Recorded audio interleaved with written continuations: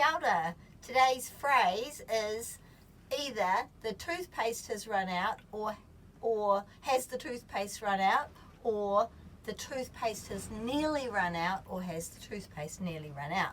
So the difference in the phrase is whether you say and make it into a question by raising your voice. And nearly run out or run out, let's find out.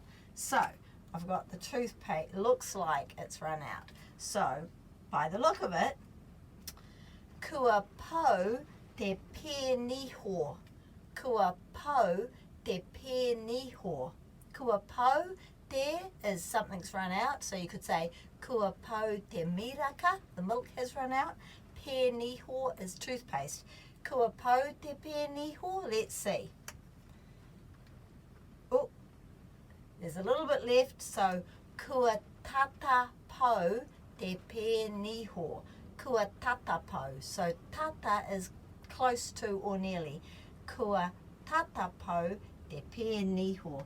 So I'll be able to use that last bit and we'll have to buy a new one. Ka kite.